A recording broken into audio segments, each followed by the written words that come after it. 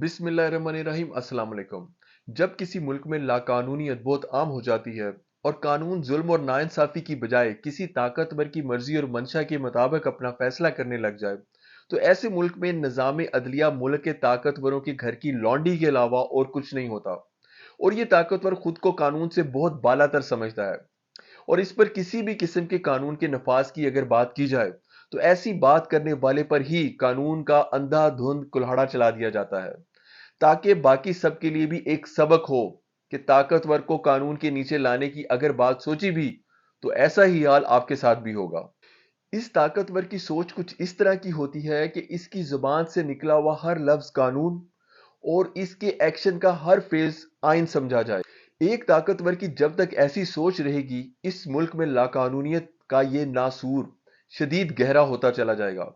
नहायत अफसोस का मकाम है कि दुनिया कहां से कहां पहुंच गई और एक हम है जो अपने अवाम के लिए इंसाफ तक रसाई मुमकिन नहीं बना पाए। एक शख्स अल्लाह ने एक निमत बनाकर इस मुल्क में भेजा, जिसको अल्लाह ने पूरी ताकत दी कि इस निज़ाम के इस कैंसर को ख़त्म करके सबको कानून के नीचे ला सके। क्या ताकतवर और क्या कमज़ोर, सबके लिए एक ही इंसाफ का तराजू होना चाहिए। लेकिन उस शख्स के साथ भी ये सिस्टम, ये निज़ाम हमारा क्या सलूक कर रहा है, ये हम सब देख रहे हैं।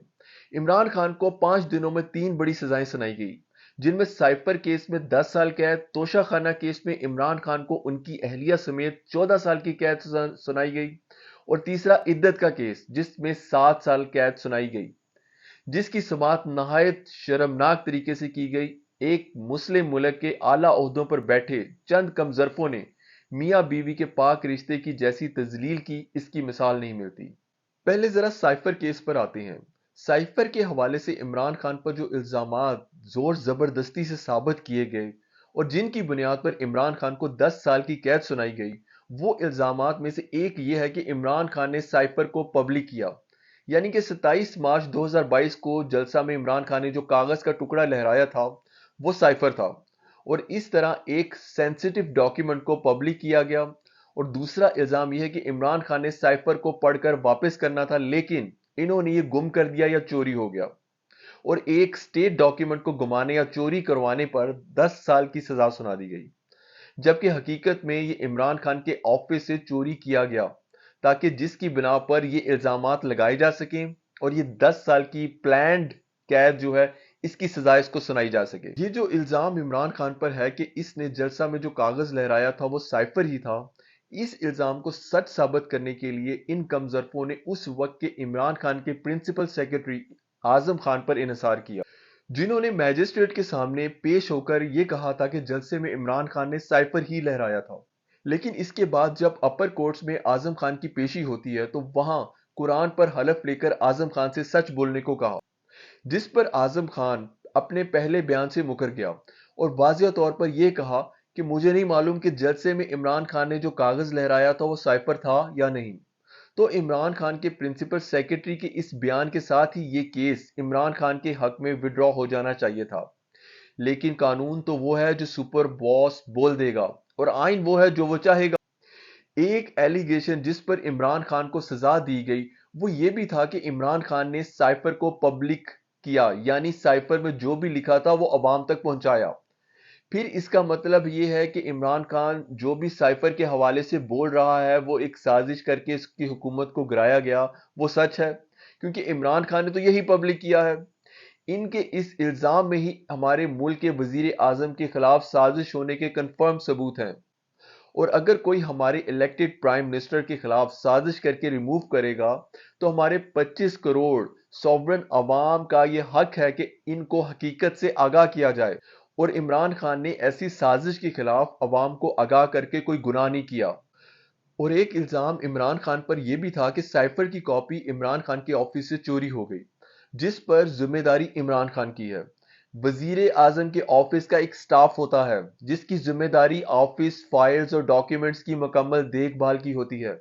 और इमरान खान ऑफ करते वक्त अपनी ऑफिस की सारी फाइल्स और डॉक्यूमेंट्स अपने सर पर रखकर साथ नहीं ले जाएगा। अमरीकी धमकी के बाद जो साजिश का आगाज किया गया, ये साइफर की चोरी उसी साजिश का एक हिस्सा थी। साइफर उसी ने चुराया जो वजीर आजम की सिक्योर टेलीफोन लाइन को टैप करता था। اور جو وزیر اعظم ہاؤس میں بیٹھے وزیر اعظم کی گفتگو ریکارڈ کر کے پبلک کرتا تھا۔ آپ عوام کو پاگل سمجھنا چھوڑ دیں۔ ان کم ظرفوں کا ان جھوٹے الزامات پر عمران خان کو 10 سال کی قید سنا دینا یقیناً ایک بہت بڑا ظلم ہے۔ دوسری سزا جو عمران خان کو سنائی گئی وہ توشہ خانہ کیس پر تھی، جس پر 14 سال کی قید اور 10 سال کی نااہلی کی سزا عمران خان اور ان کی اہلیہ کو سنائی گئی۔ توشہ خانہ کیس میں عمران خان کی اہلیہ کا کیا لینا دینا؟ وہ تو ایک مکمل گھریلو خاتون تھی، کوئی پبلک آفس ہولڈ نہیں کرتی تھی، لیکن چونکہ آپ کمظرفی کی حدوں کو چھو رہے ہیں، لہٰذا آپ نے ان کو بھی سزا دے کر اپنے گھٹیا ترین ہونے کا عملی ثبوت دیا۔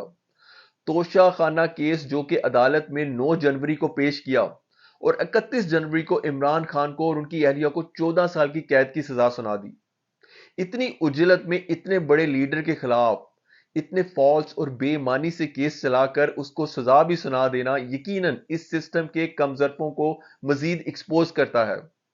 عمران خان کے وکیلوں کو جرح کرنے کا حق بھی نہیں دیا گیا اور گورنمنٹ پروسیکیوٹرز نے اس کی وکالت کی۔ ذرا آپ امیجن کریں کہ عمران خان کے وکیل سرکار نے پرووائڈ کیے، اور یہ وہ سرکار ہے جو عمران خان کی جان کے در پر ہے، اور ان کا بس یہ چلتا ہے کہ صبح کا سورج چڑھنے سے پہلے اس کو سولی پر لٹکا دیں۔ ایسے گورنمنٹ کے وکیل عمران خان کی کیا وکالت کریں گے؟ عمران خان کے وکیلوں کو تو گواہان سے جرح کرنے کا حق بھی نہیں دیا گیا۔ عمران خان کے وکلا کی جرح کے بغیر اور صفائی کا موقع دیے بغیر جج کا فیصلہ سنا دینا یقیناً اس سوچ کو جنم دیتا ہے کہ یہ فیصلہ پہلے سے لکھ کر دیا گیا تھا، اور اسی طرح تمام زیر زبر کے ساتھ جج صاحب نے پڑھ کر سنا دیا۔ توشہ خانہ کیس دراصل ایک جیولری باکس کے اوپر بنایا گیا ہے، جس میں عمران خان نے بطور وزیر اعظم اس کی پرائس ایویلویشن، جس کے لیے خاص اہلکار ہوتے ہیں جنہوں نے عمران خان کو اس کی قیمت 1 کروڑ 80 لاکھ روپے بتائی، جس میں سے 50% ادائیگی عمران خان نے کر اسے 90 لاکھ روپے میں خرید لیا، اور یہ 50% قیمت کی ادائیگی بھی عمران خان نے اپنے دور حکومت میں کی۔ اس سے پہلے وزیر اعظم کل قیمت کا صرف 20% کی ادائیگی کے ساتھ وہ تحفہ اپنی ملکیت میں لے لیتا تھا۔ لیکن نیب نے جو کیس بنایا اس میں یہ عذر پیش کیا گیا کہ عمران خان کی اس جیولری باکس کی قیمت 1 کروڑ 80 لاکھ نہیں بلکہ 316 کروڑ روپے تھی، جس پر عمران خان پر الزام لگایا گیا کہ عمران خان کی پرائس ایویلویشن غلط تھی۔ اب آپ خود سوچیں کہ کیا عمران خان نے خود اس پرائس کو سیٹ کیا تھا؟ پرائس ایویلویشن تو ان کے 3 اہلکاروں نے کی تھی جو توشہ خانہ کی پرائس ایویلویشن ٹیم کا حصہ تھے، لیکن عدالت میں ان تینوں کو بلا کر کسی قسم کی کوئی جرح نہیں کی گئی، اور بس تمام تر ذمہ داری عمران خان کے کھاتے میں ڈال کر یہ بے ایمانہ سزا سنا دی گئی۔ یقیناً عمران خان کی یہ سزا بھی اسی سوچ کو تقویت دیتی ہے کہ ہمارے ملک میں کسی قانون یا آئین کی حکمرانی نہیں ہے۔ یہاں پر چند افراد جن کو فنگر ٹپس پہ گنا جا سکتا ہے اتنے طاقتور ہیں کہ ہر ادارے کے بڑے عہدے انہوں نے ٹھیکے پر دیے ہوئے ہیں، جن کو اپنی مرضی سے ہینڈل کیا جاتا ہے۔ اب آتے ہیں ذرا عدت کے کیس میں۔ دیکھیں، ہم مسلمان قوم ہیں اور ہمارے عقائد اور سوچ کو خود ہمارے مذہب اور اسلام اور ہمارے پیارے نبی صلی اللہ علیہ وآلہ وسلم کی تعلیمات کے عین مطابق ہونا چاہیے، لیکن نہایت بدقسمتی کا مقام ہے کہ موجودہ دور میں ہمارے ملک کی حاکمیت ان گھٹیا کمظرفوں اور غلیظ لوگوں کے ہاتھ آ چکی ہے کہ جو ہمارے مذہبی عقائد اور ایک عورت کی عزت اور تعظیم کو بری طرح روند رہے ہیں۔ ایسا ایک طاقت کا حامل شخص اسی صورت میں کرتا ہے کہ جب یا تو اس کا اللہ اور آخرت پر ایمان نہ ہو یا پھر اس کا ذہنی توازن ٹھیک نہ ہو۔